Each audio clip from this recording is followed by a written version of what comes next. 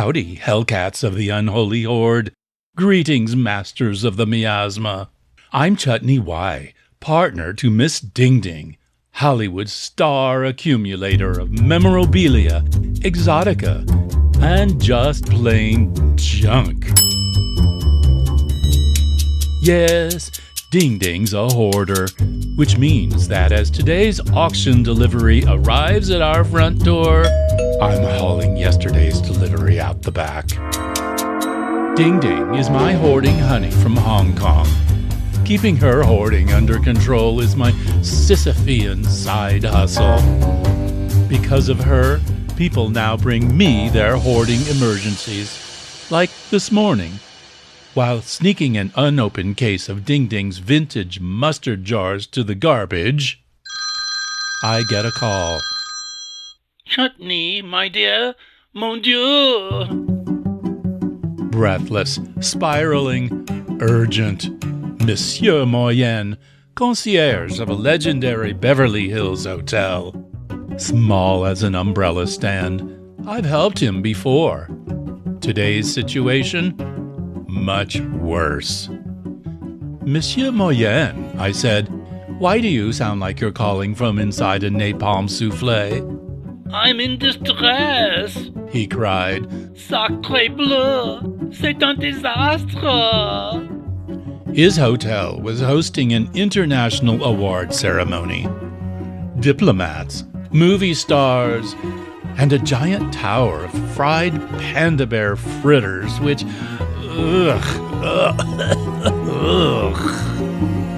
But also... maybe just one. So anyway, Monsieur Moyenne had a confession. Several months ago, he had noticed a mouse. A tiny little creature scurrying along the baseboard inside his private office. Instead of calling pest control, he began feeding it.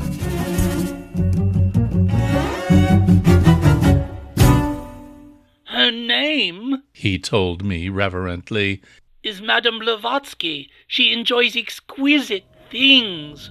He leaves her delicacies. Sometimes she follows him around. My dear Chutney, she has a collection. I am sure of it. A hoard. Little things have disappeared from my desk. Paper clips, a lavender candy, a diamond earring from Lost and Found. I am happy to share. So, what's the emergency? I said.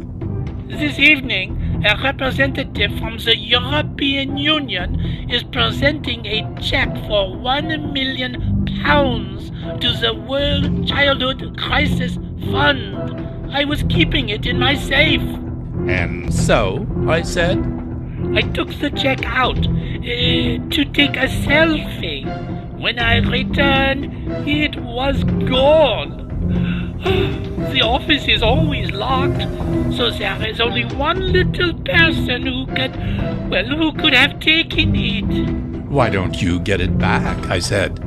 Ah, he cried. that is the problem. I cannot see where she lives. Somewhere in the office. But where? I put out a chunk of cheddar cheese, but she is not interested.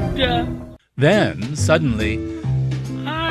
Welcome, monsieur. Welcome, madame. Welcome to our hotel. I will have your luggage sent to your room. I do hope you enjoy your stay. Bonjour. Chutney, if I don't get that check back in time, I will be doing pantomime with a tin cup out in front of Cartier. And so he asked me, could I locate the mouse and convince her to return the check? DingDing was listening and leaned in.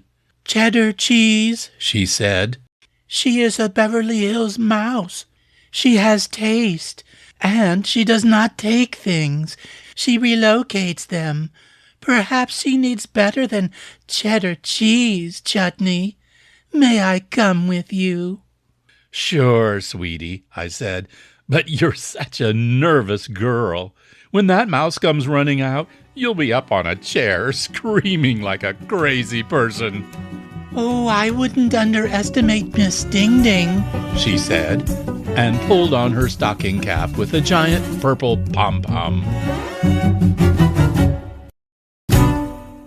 Off we went.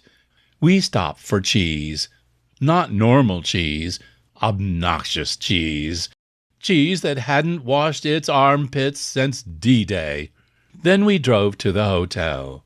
Monsieur Moyenne, his moustache quivering like a traumatized ferret, greeted us in the lobby. He led us to his office and closed the door. "Whatever will I do?" he cried. "The guests, they will arrive shortly." DingDing set down the bag and took out a chunk of smelly cheese. "Galapagos turtle cheese," said the label. She rolled it between her fingers into a ball, then stopped. "Oh, my goodness, Chutney," she said.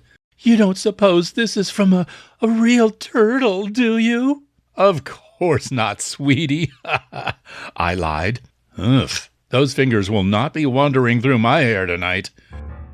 She tied the turtle cheese to a length of yarn and placed it on the floor. "I'll call her," she said bravely.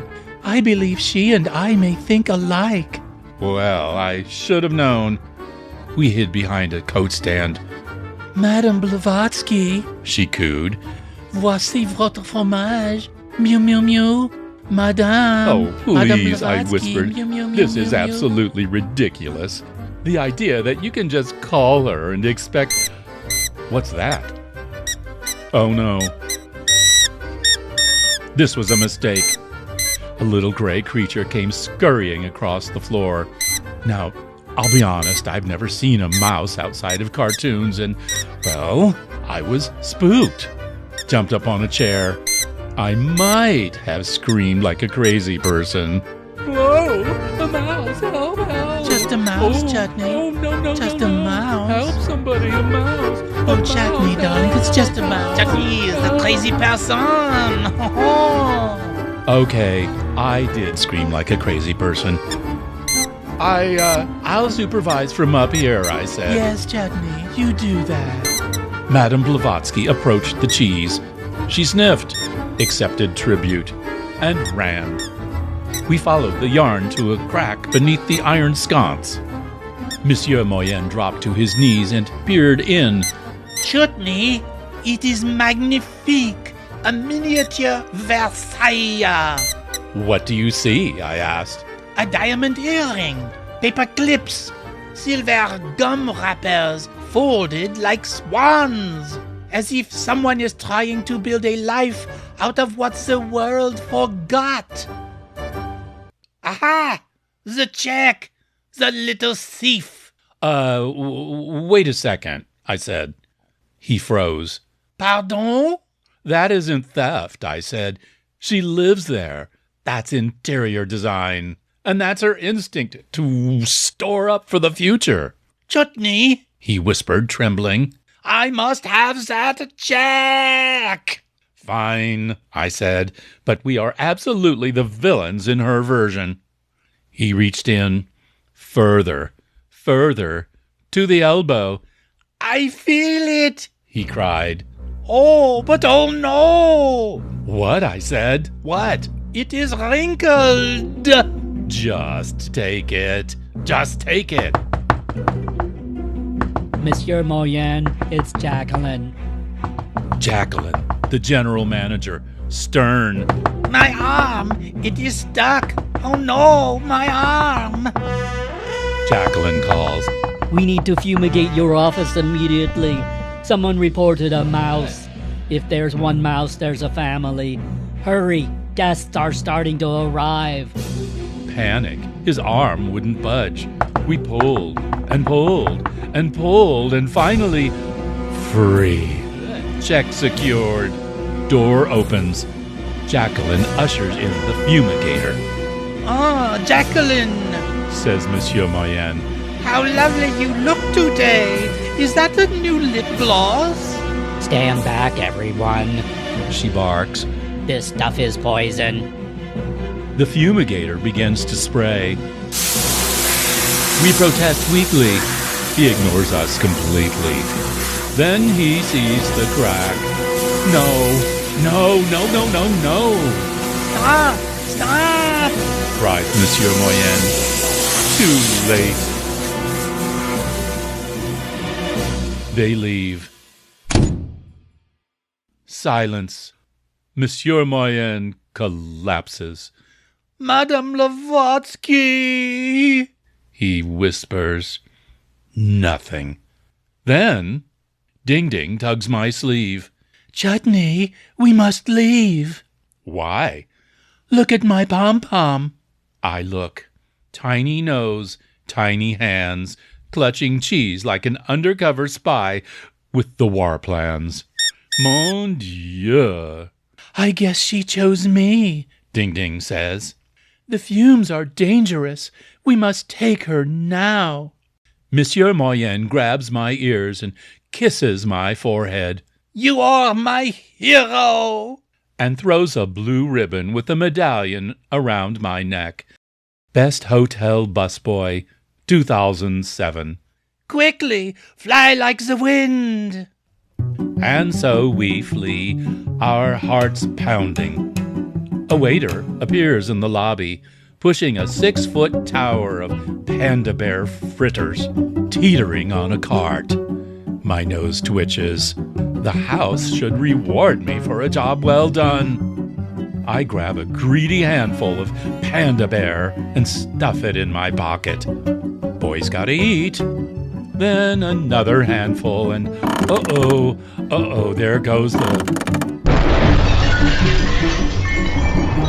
Hey, what's the idea? Look what you've done!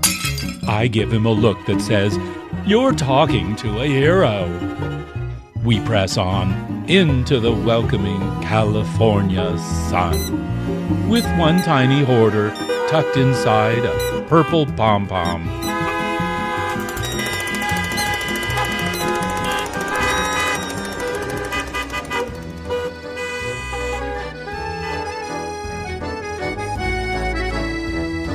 I'm not crazy about mice, I'll be honest with you. But Madame Blavatsky, bless her little heart, her instinct to gather seemed, well, pretty human to me. Just smaller, hidden. People hoard for comfort, for memory, or to stock up in case of toilet paper Armageddon. Reasons that make perfect sense inside their story. So, I guess it's universal. Even the smallest creatures build worlds where they can find a little peace and the right decor. In a crack, in a wall, in a Beverly Hills hotel, where everyone is called Madame and Monsieur, and where everyone but the endangered species is an endangered species.